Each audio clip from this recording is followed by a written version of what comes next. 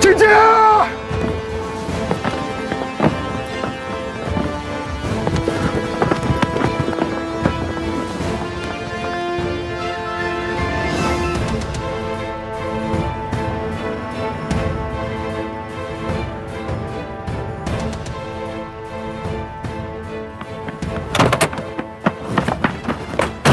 报告参谋长，我警员营侵犯2台车触雷，部队现已安排警戒。通知车队停止前进。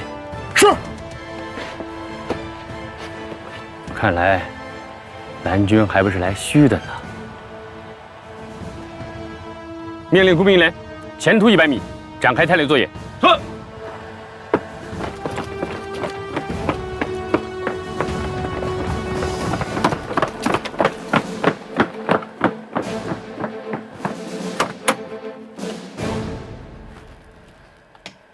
沟洞洞1，我是沟洞洞3，前方有车触雷，工兵连正在实施排雷作业。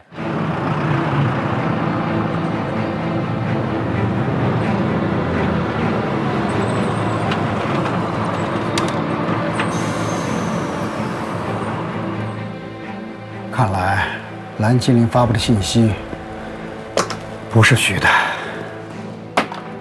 难道韩鹏真的想在一路上阻击我们？不太可能了，绝对不可能！炸1、2台车怕什么？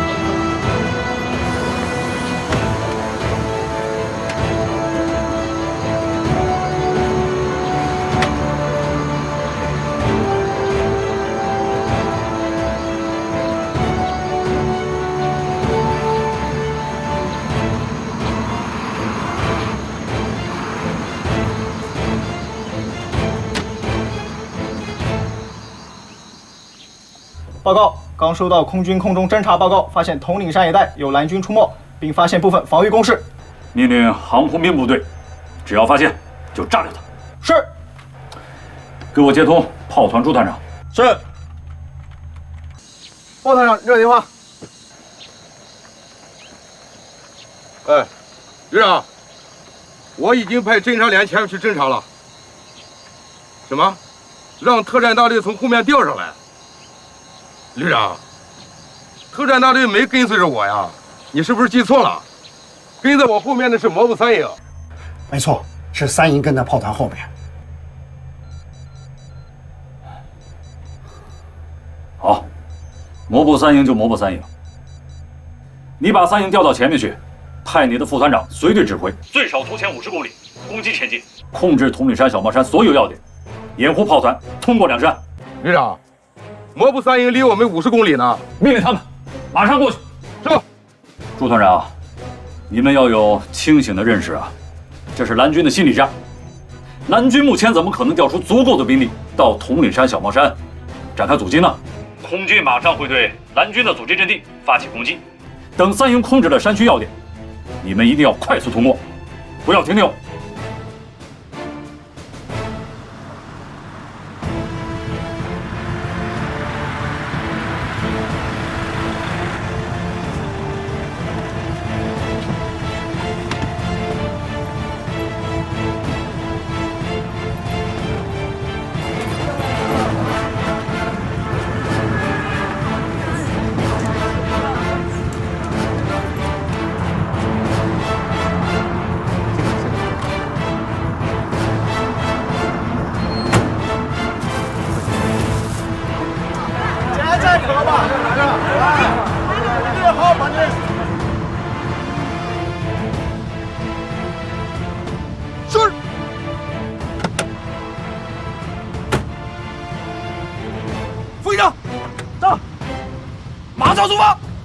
命令，我命令，大前锋上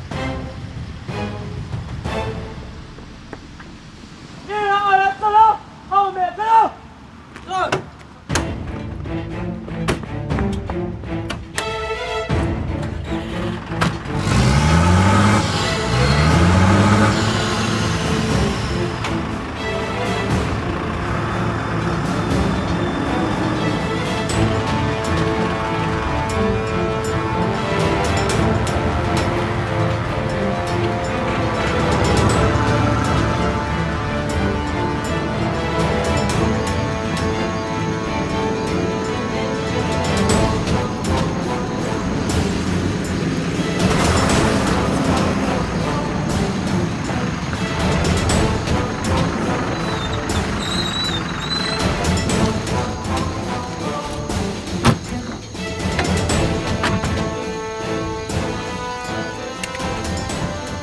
参谋长，那就是通灵山主峰。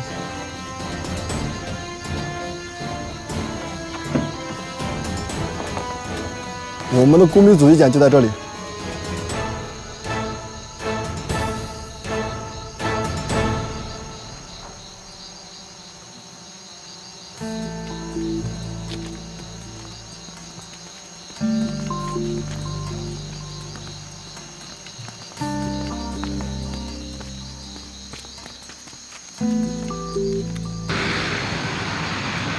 参谋长，是红军的歼击机。说曹操，曹操就到啊！啊，给我接工兵一排。是。小伙计，我是郝掌柜啊，生意怎么样啊？老板，不好了，发现菜鸟2只，有下蛋的意思。下蛋啊？好啊，下就下吧，让我们的伙计注意啊，别砸着头。等他们下完，咱们不跟他们玩了，回家吃饭。好嘞，兄弟们，撤！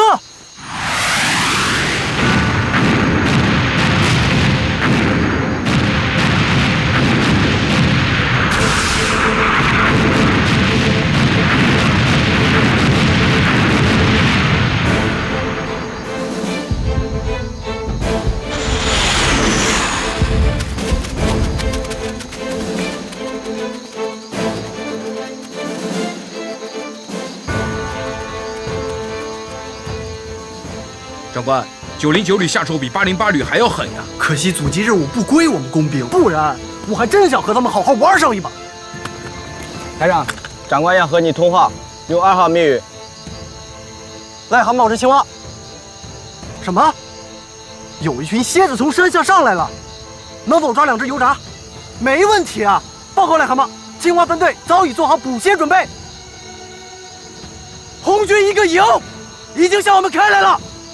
参谋长让我们分组阻击一下，做阻击准备。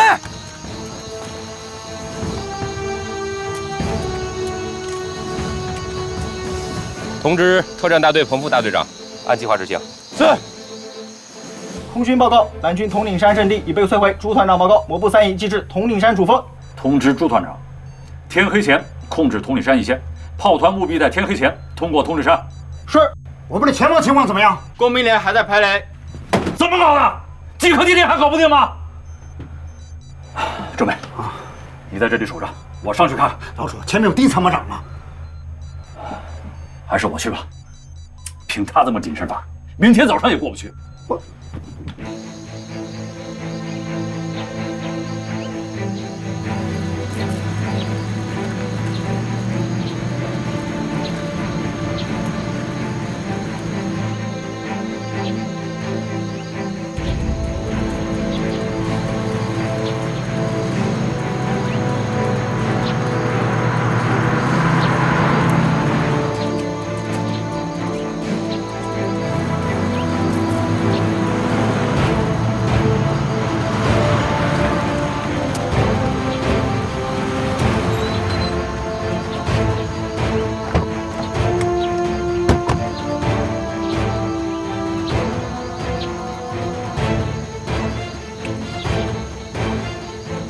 蓝军没有多少人，只不过是虚张声势。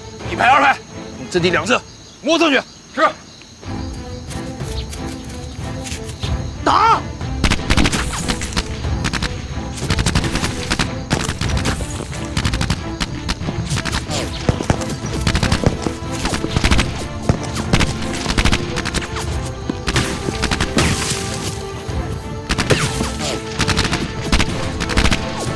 报告排长，敌航炮火已准备完毕。好，准备撤退，烟雾弹。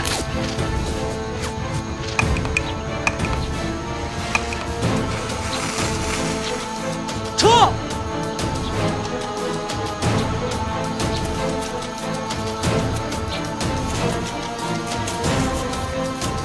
报告营长，烟雾太大，看不清路。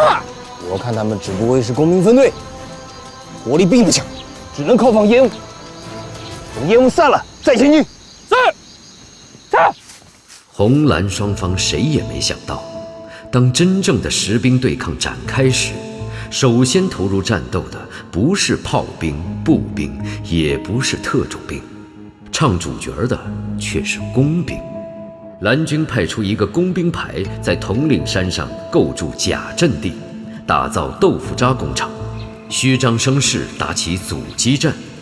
而红军也派出一个工兵连在高速公路上展开认真细致的排雷作业。这些看似不成规模的小打小闹，则诠释了时间都去哪儿了的真正含义。对楚占刚来说，时间的流失意味着期望中的胜利要打折，回旋的空间被压缩，他不能允许这种现象蔓延。什么情况？还有30分钟，这段路就排查完了。30分钟，大约还有150米的样子。挖出几颗地雷？有10几颗，但都是假的。什么？假的？把工程师开过来！是。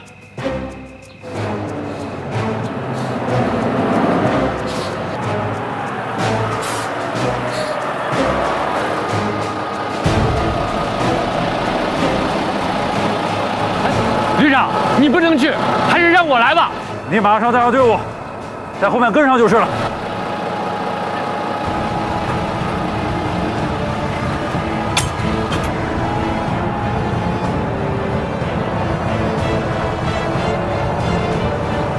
上车。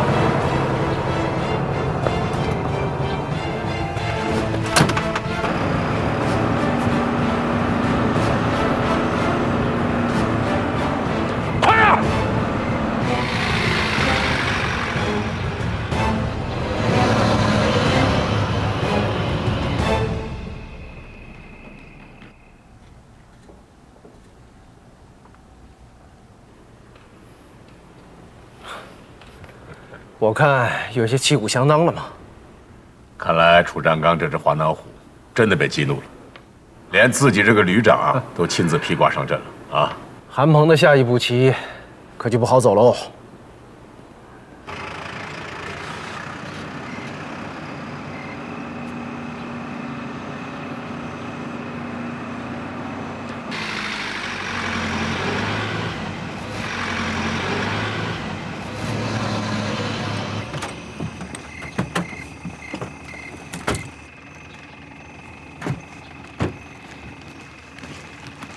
报告参谋长，工兵分队已将红军车队阻止在外面外的道路两侧，定点爆破准备完毕，可以随时进行山体爆破。定向爆破，我们准备通过山体爆破形成山体滑坡，阻断这段公路。就是我刚才跟你说的垃圾战术。参谋长，你看，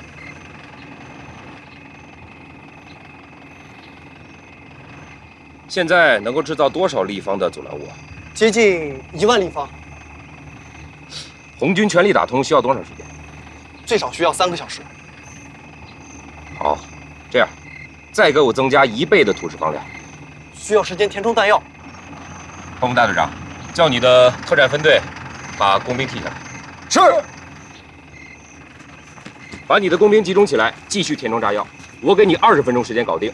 我要让他们连拉带挖到天亮。工兵就喜欢玩大当量的，没问题。哎，我们起名叫垃圾战术，这名字是不是不好听啊？我们专业化蓝军就是块臭豆腐，闻着臭，吃着香嘛。好了，去吧。是。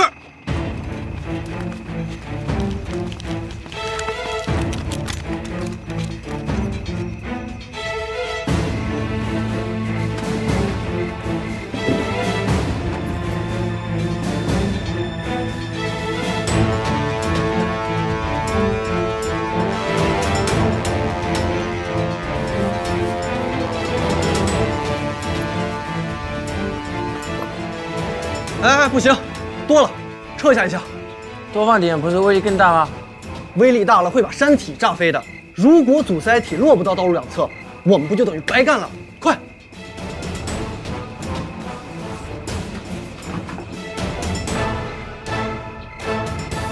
来人，把洞口封上。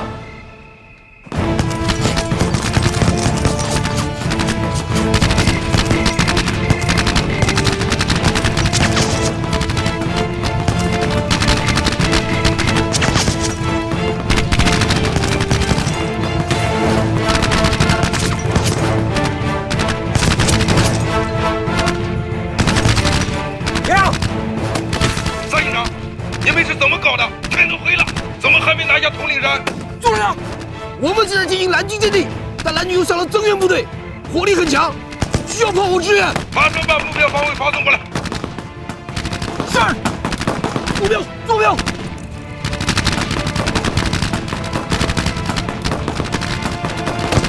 兄弟好了没有？兄弟没？马上发回炮弹指挥所。弹药装填完毕，正在封堵洞口。通知所有人员脱离战场，撤出战斗。是。向后转，跑步走。撤！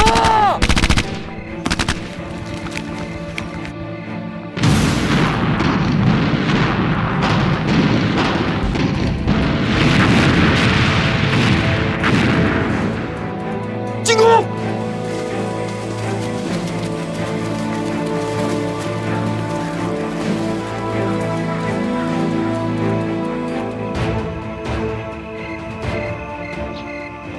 我是洞三，特战队已全部撤出，可以起爆。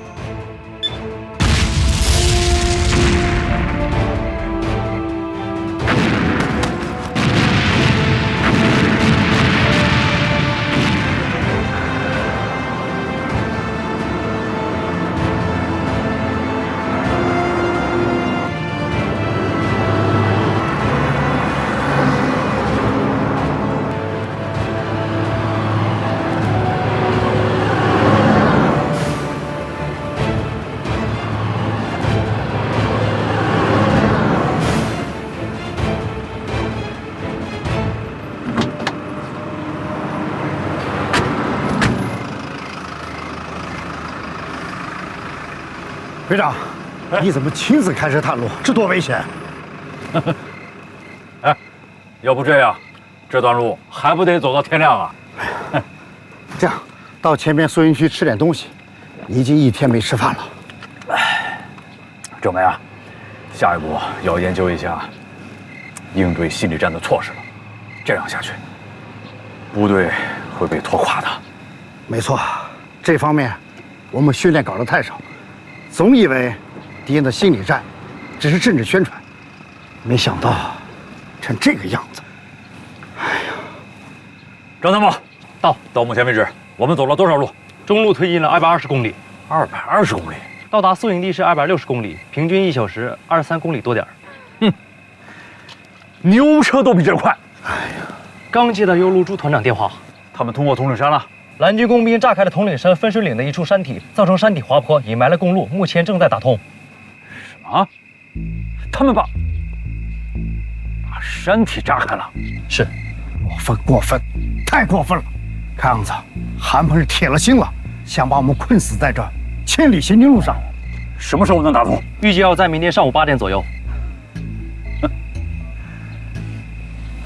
明天上午8点，这样下去，后天还能赶到安旗江渡口吗？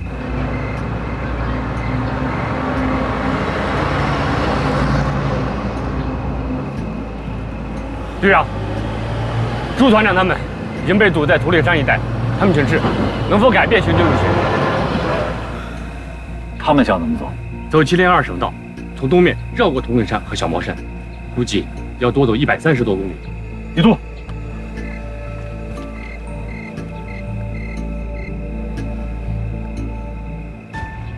这条路上安全吗？路况不错，去年刚翻修过，应该没问题。关键是蓝军还不知道我们要绕着走，不太可能设伏。队长，你看，这样，摩步3营继续留下来打通统领山，炮团可以改道，不过要派出兵力，提前赶到安西渡，控制渡口和渡船。明白？山豹旅虽然经过一番努力，有效地组织了红军的快速挺进，但韩鹏心里很清楚，红军首领楚占刚是不会轻易被他这几招心理战就阻挡在途中。充其量是红军的行程耽误1-2天，但这一成果已让韩鹏感觉到现代战争的信息空间无限之广，手段无限之多，这会对未来战场面貌带来强烈的，甚至是颠覆性的冲击。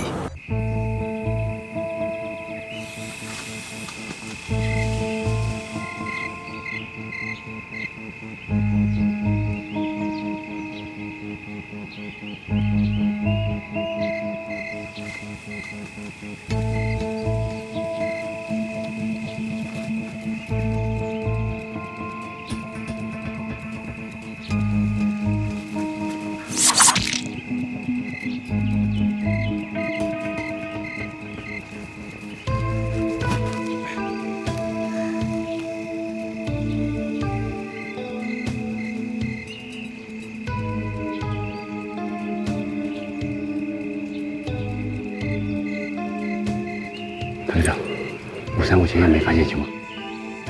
厂长，味道不错，过几天这就是我们的家常菜了。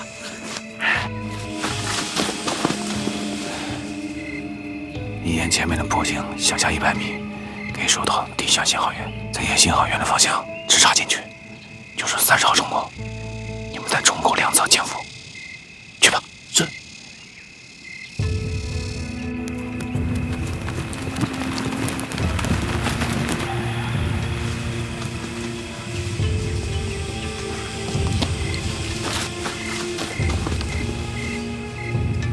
你们2个中队前进到535前沿200米处那片林地潜伏，3天以后我会找人联络你们。是。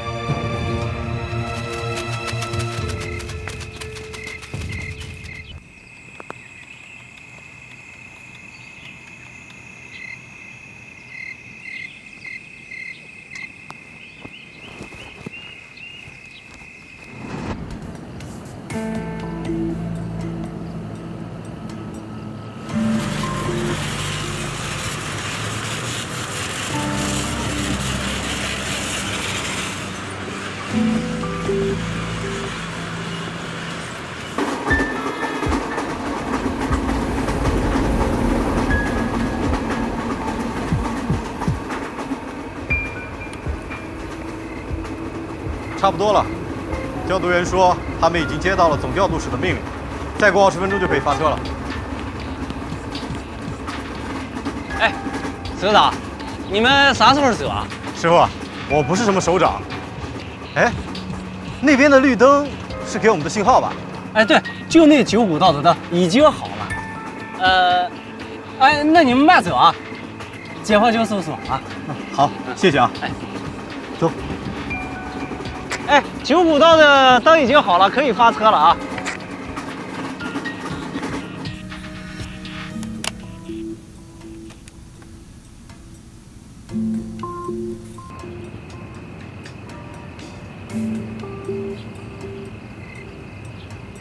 喂，黑手，钱我已经付了啊，这9号的帽子怎么还是绿色的呢？我跟你说，我不喜欢绿帽子。我要红色的啊！赶紧给我换。秦老板，口气不要这么大，你媳妇儿都没找着，谁给你戴绿帽子？不就是想要顶红帽吗？3分钟能搞定的事儿，伤了和气干嘛呀？赶紧过来吧。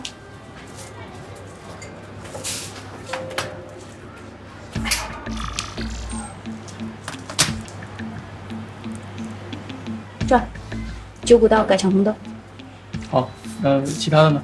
其他不变，改多了会影响其他正常列车的运行，只要把军烈拦在站里就行了。明白。那我们控制他们多长时间？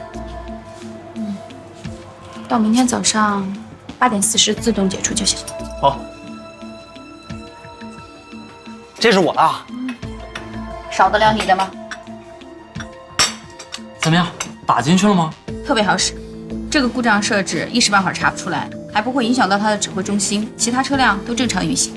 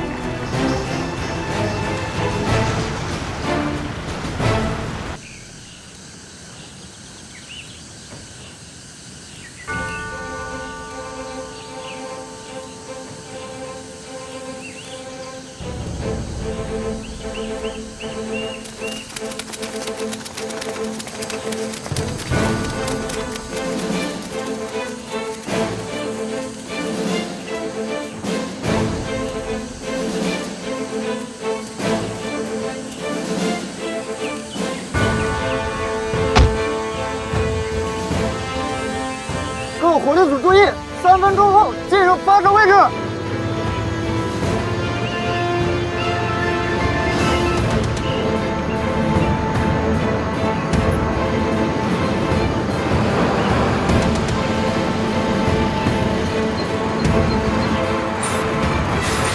电子侦察分队报告，蓝军在安旗江北岸丘陵山区的自行火炮目标已全部被锁定。好，太好了！通知朱团长，到达安旗渡口的部队只登船不开船，命令红军所属航空兵中队立即出动，将蓝军的5个炮火目标全部摧毁。是。哎，不对呀，这红军的摩步营怎么出现在他的右路啊？他的特战大队呢？就是啊，楚占刚可是个老滑头啊，他的特战大队到底藏哪儿了？旅长啊，侦察员发来信息，红军炮团只有1个连登船，后续部队还没有出现。只有1个连？是。坏了，快通知机步营炮连马上转移阵地，越快越好。是。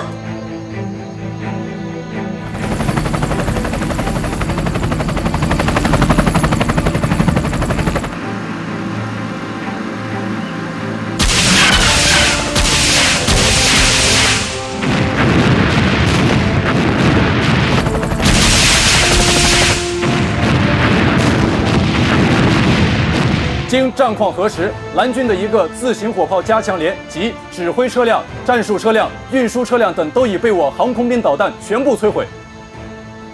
旅长，是不是马上通知炮团赶到安溪江渡口，抓紧渡江？现在炮团渡江还早，让摩步3营先过江，炮团隔江掩护，等完全控制住了江北一带，炮团再分批渡江。打535防线没有足够的炮火准备是不行的。是。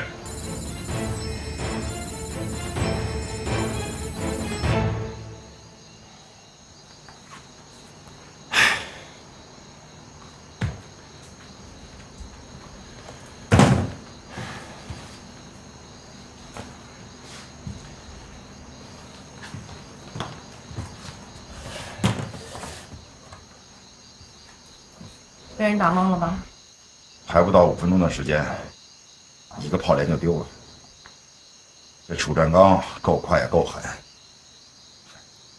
这点还真值得我学习。旅长，红军摩步营已经开始渡江了，打是不打？你说呢？我们的机步营已经埋伏在江边，完全可以封锁江面，阻挡渡船靠岸。我认为，就算机步营已经占领了江北堤岸，也不可能完全顶得住红军的强势攻击啊，还不如隐蔽撤出。撤出来，那咱们1个炮连白丢了。你要硬拼可以啊，再送红军1个机步营好了。那不管怎么说，机步营已经上去了，总得发挥点作用啊。打仗要不算计成本的话，明儿转了眼啊，也当不好老板，做不好生意。我搞我的学术研究，你当你的老板。你别担心啊，我不会管你借钱的。你也别到我这儿来搞开发。哎，不是，是作为旅长，政委，要不听我说一句？你说，挡不住红军强渡，起码可以阻止他今天夜间过江，这就消耗掉红军半天时间。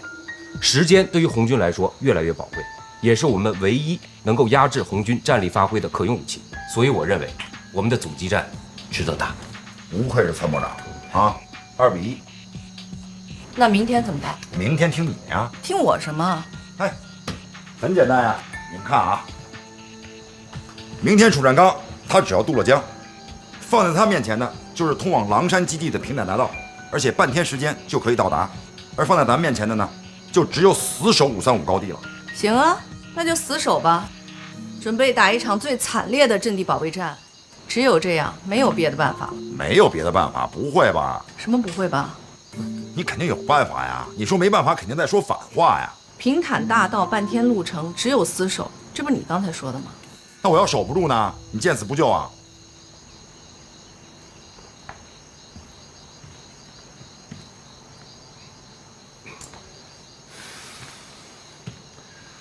命令机步营马上出击，务必把红军拦在江心。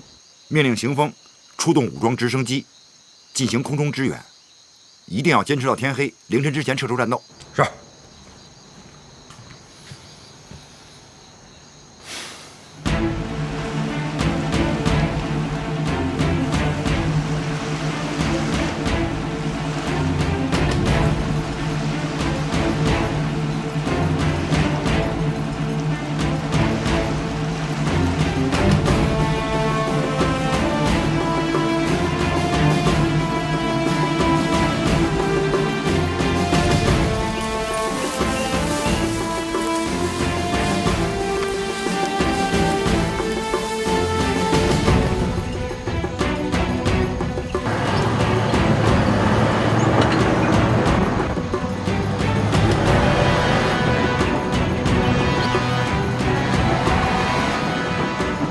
1连、2连、3连，西步兵各战车车载火力实施拦阻射击，将渡轮阻滞于安七江江面。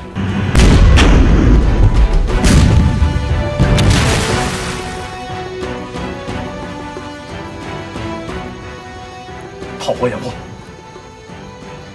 旅长，蓝军机步营火力很猛，渡船很难抵岸。命令渡船返航，让炮团一营集中火力轰击蓝军，提防阵地。通知空军中队投入作战，天黑之前摧毁蓝军北岸阵地。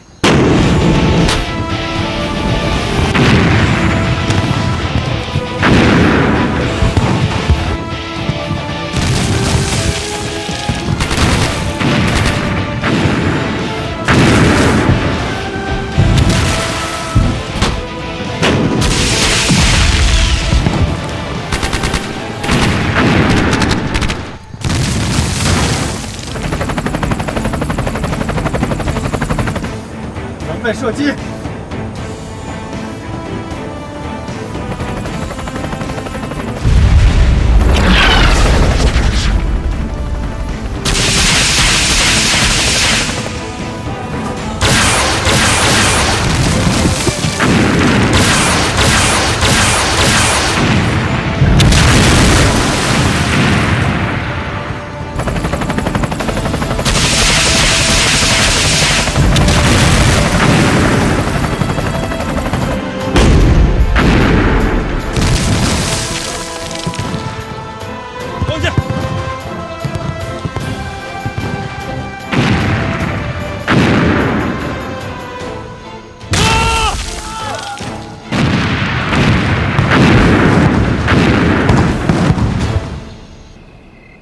拿下安七渡口，楚占刚总算是松了一口气。几天来让蓝军折腾得寝食不安，没睡过一个踏实觉。现在他终于睡着了。政委、参谋长、朱团长报告：摩步3营已登上安七江渡口北岸，已全部占领5公里堤防阵地。要不要报告旅长？不行，旅长太累了，让他呀再睡会儿吧。好。那我让炮团做好过江准备。蓝军呢？现在去向不明，但被我击毁步战车4台，战斗减员120人。我估计已经溃不成军，趁夜色掩护撤退了。今晚就不要渡江了，让机步营向纵深展开搜索，沿公路向北展开侦查，控制最少50公里路段。旅长，明天一早炮团过了江，我们就是一路畅通了。哼，我是恨弘毅到现在不跟吕布联系。如果特大调出来来个南北夹击，蓝军的机步营就不是被击溃，而是被全歼了。是的，我们一直在想办法跟洪大队长联系，但没有成功。摩步3营情况怎么样？接导演部裁决通知，减员1/4。丁参谋长，你看指挥所能不能连夜组织？不行不行，老楚啊，你太累了，明天上午再出发吧，就半天的路程。今天晚上呀，睡个踏实觉。旅长，和这支蓝军对抗，指挥所绝不能孤立行动。等明天先头部队到达后，指挥所再出发也不晚。好吧。哎，朱队长，吃点宵夜吧。你不说我倒还没感觉，你这一提醒啊，我还真感觉到饿。同心人，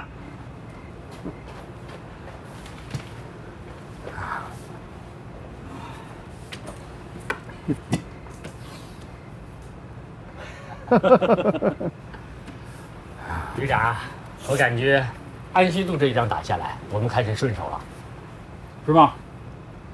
韩鹏玩的那几招，咱们可都一一领教了。什么心理战、网络战、信息战，其实就是那么几下子。真到了动枪动炮，他就有点招架不住了吧？明天炮团一过江，看他韩鹏还有啥招。其实刚开始那几招心理战啊，真是让我头疼，让人摸不着头脑，就像那个狗咬刺猬啊，不知道从哪下口。那就别理他，大胆往前闯，这不闯过来了吗？兵排啊，我们啊再考虑的仔细一点。除了这几招，韩鹏还能用什么手段？还有什么新的战法？我们考虑仔细了，再遇到麻烦，应付起来心里就有数。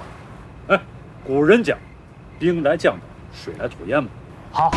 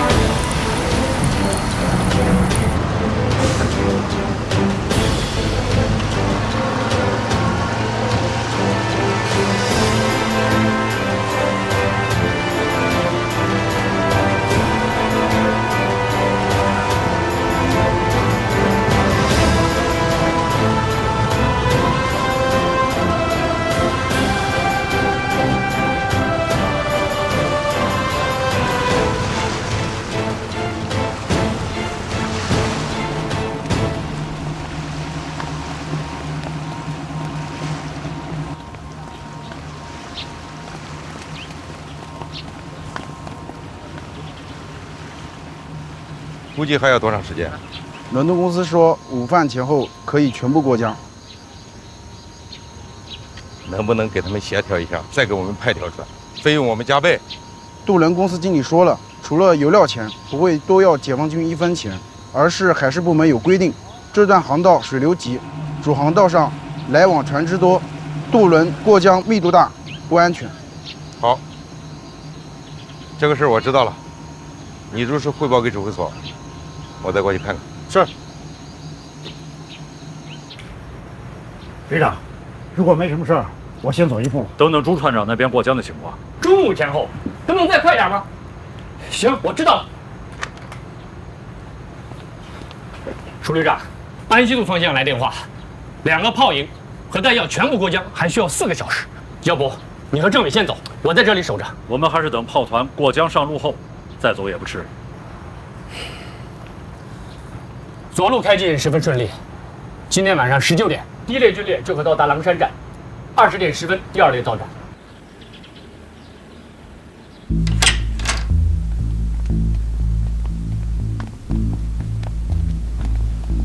司令，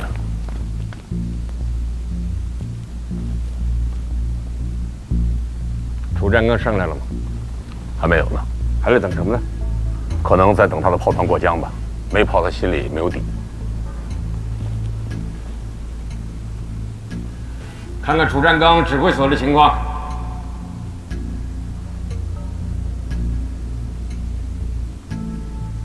装甲3营在刘庄村，装甲2营在杜家村，保障营在河西村。红一那边还没有消息吗？没有。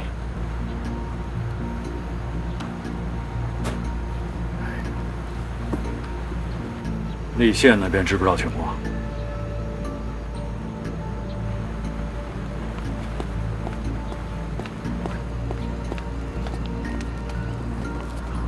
看看韩鹏在干什么？这个家伙，都这个时候了，还在睡大觉。可能昨天晚上一夜都没睡。那就让这个家伙再睡一会儿。安七江阻击失利，对山豹旅有什么影响吗？也没有什么过分的影响，好像也在积极的准备迎战红军吧。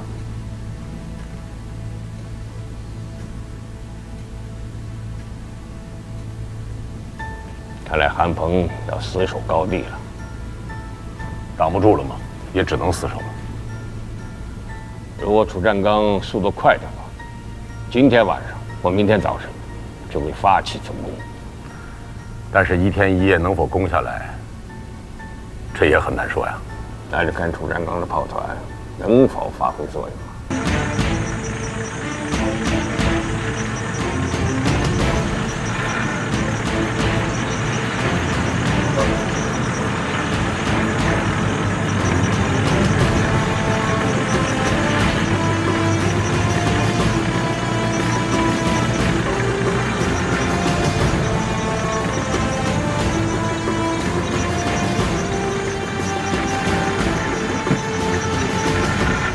团长，刚才参谋长来电话，让我们18点左右赶到狼山就行。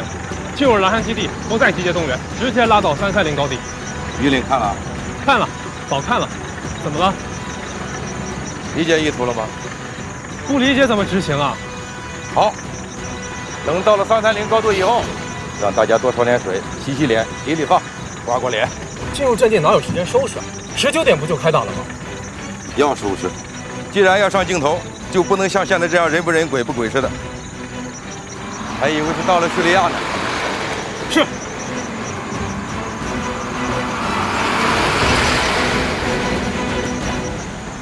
徐政委来，喝杯橙汁儿，凉的，冰的。谢谢，我心啊都凉透了，不能再喝冰的了。佟政委，你们这谕令是从哪里弄来的？你们909旅指挥部今天早上3点发出的，怎么不合适吗？这谕令指导思想不对呀。那就没办法了，谁让你这个政委不在家呢？这不是把演习当成表演吗？你看，一切围绕着看清好看，围绕着领导的眼球做文章，这仗怎么能打胜利？不行，我得回去看一看。哎，徐政委啊，先坐下。导演部已经通知了楚旅长，你已经被俘退出演习了，我看就没必要回去了。来，喝点水，咱们聊聊天，挺好的。谢谢，我可没这个情绪。听说楚占刚钓鱼水平很高啊。军人，先把打仗的本领学会，然后再谈什么钓鱼养花吧。徐政委，我可没有挑拨您的意思。但是楚旅长的观念如果不改变，将来还是要吃败仗的。不用你说，我比你还着急呢。哎，同志们，这马上就要开战了，你们怎么还在这里悠闲自得的？信息化了吗？决胜千里是完全有可能的。是这样，本来啊，楚旅长是决定今天晚上7点开打，后来我们觉得909旅炮团的官兵们连夜奔波，实在是太辛苦了，所以啊，就安排他们中途休息休息。什么？你们安排他们中途休息？徐政委，从今天上午开始，你们旅部和炮团的电台联系就没有中断过。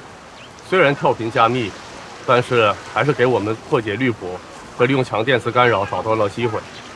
到目前为止，你们主要的通讯讯道基本上被我们掌控。政委，刚又截获了一份红军指挥部发给炮团朱团长的最新命令，要求炮团加速前进，6点30分前到达330高地设置火炮阵地，晚7时对535阵地实施打击，7点30分炮火准备完毕，发起地面进攻。什么？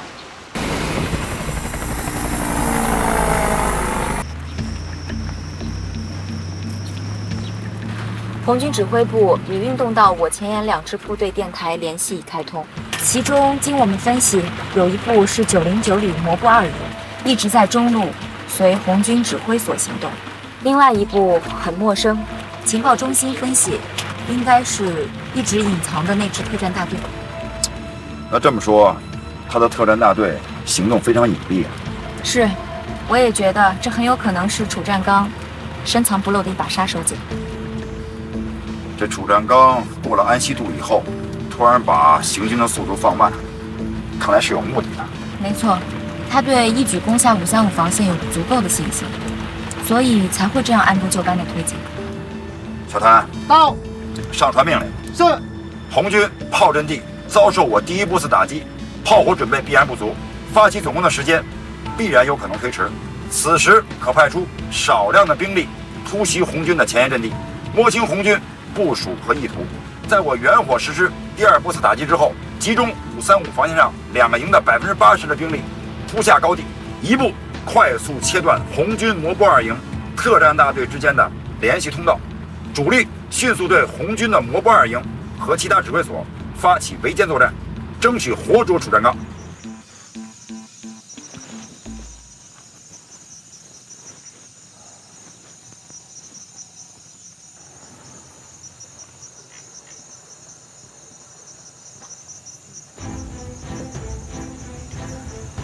红毅，我跟2营上去了，希望2个小时之后，我们俩会在535高地再次握手。请旅长放心。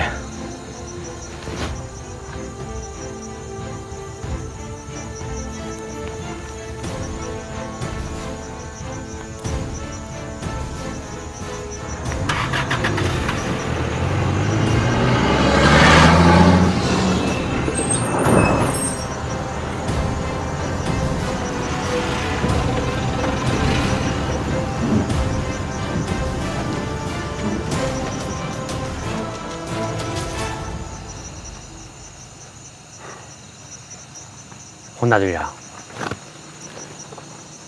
你也看出来了，其实旅长挺通情达理的，只是政委没在，大小事都压在他一个人身上，你要理解。啊，参谋长，你就不用跟特务连上去了吧？没事，我们保持联络吧。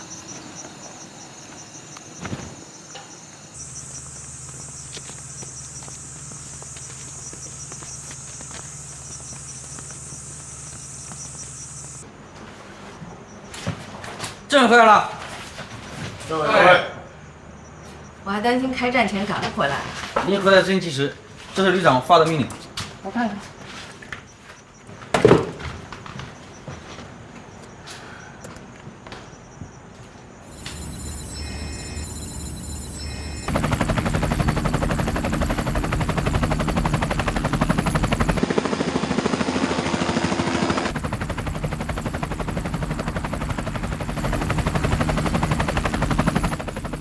好像是909旅指挥所的电台是移动轨迹，在什么位置？9点45，10公里。1动1，1动1，发现909移动指挥所，在向535方向运动。1动1跟过去，1动2，1动3，航线不变。1动2，明白。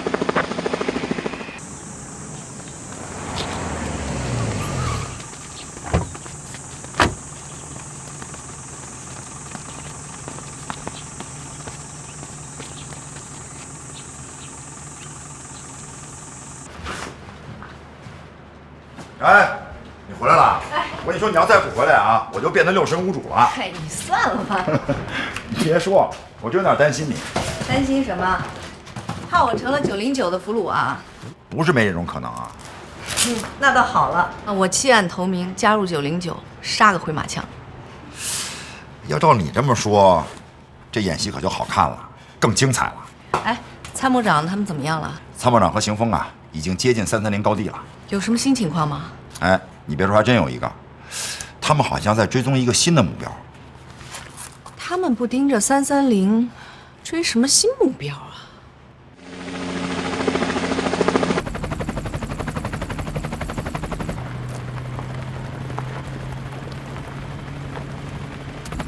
洞洞1，洞洞1，洞洞3，发现重要目标。丁凯，跟330朱团长沟通上了吗？联络畅通。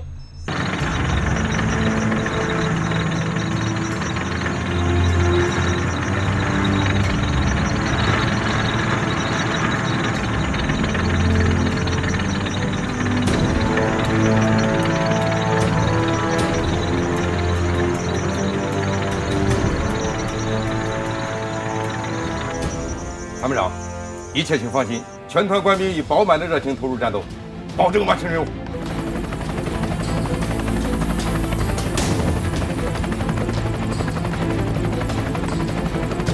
909旅指挥车已锁定，请求攻击，请求攻击。要是这样打下去的话，那909旅和808旅的下场那是一样的。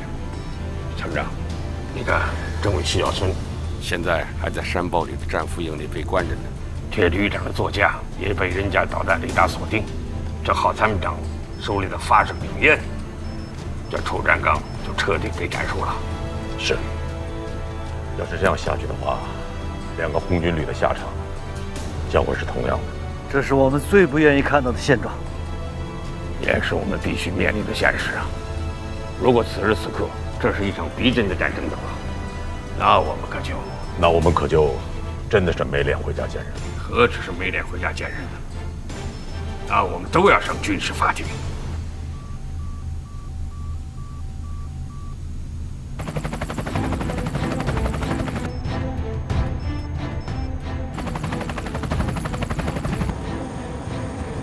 洞洞1，洞洞1，我已锁定909旅首脑指挥车，请求攻击，请求攻击。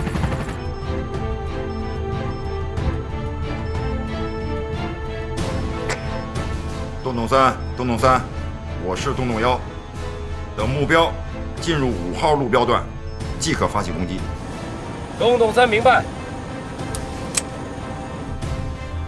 韩鹏这个命令下的好啊，他是想让楚占刚那个车开出命令之后，在前面那个开阔地，他再发起进攻啊，这样会避免导弹触及树木，确保攻击的成功率。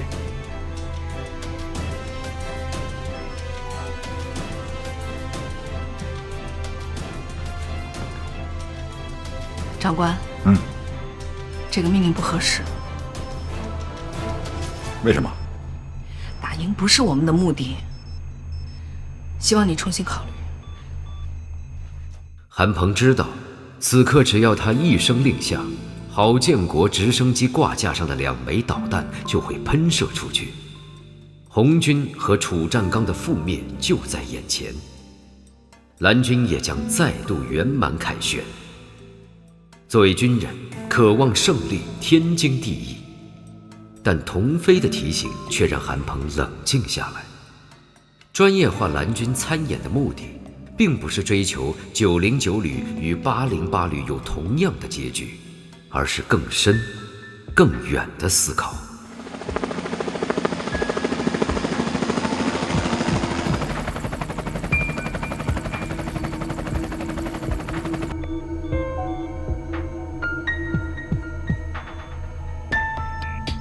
洞洞1，洞洞1，目标已进入5号路标段，目标已进入5号路标段，洞洞3已做好攻击准备，请求攻击，请求攻击。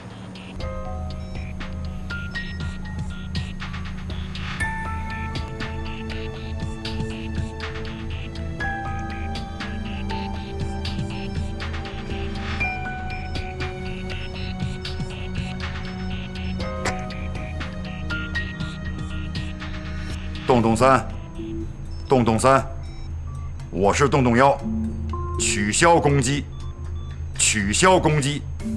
按原计划执行。洞洞3明白，取消攻击。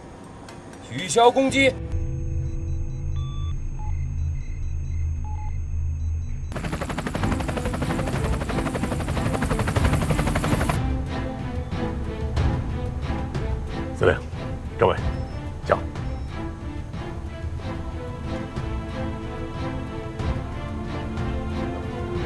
那不一定。1洞1，我们已到达伏击区。1洞2、1洞3、1洞4，注意隐蔽。1洞1马上跟过去，与你们会合。1洞1，正前方8公里就是红军炮团330阵地，就地隐蔽。1洞2明白。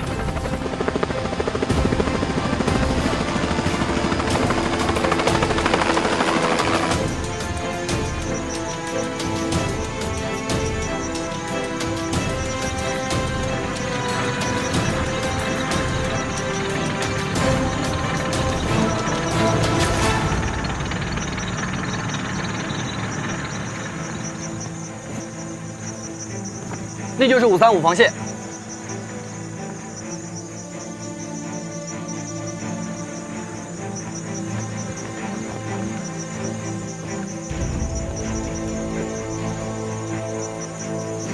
丁参谋长，请按计划执行。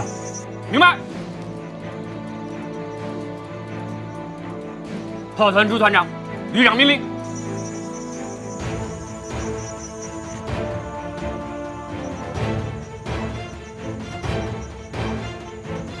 一营准备，放！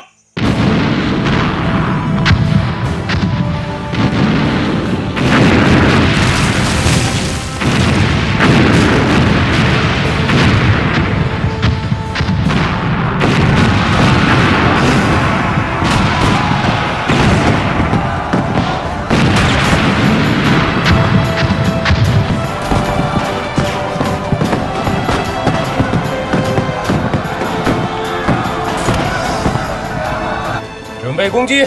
太棒了！2营准备。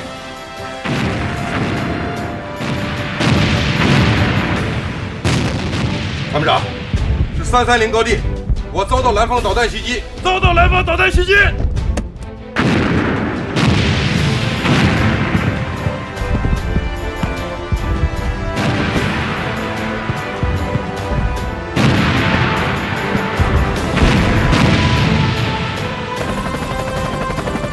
洞洞3完成任务，请求返航。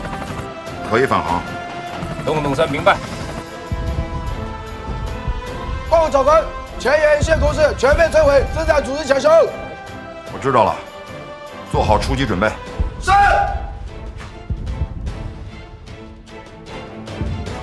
远火，远火。洞洞1，远火以15坐标，请求开火。可以开火。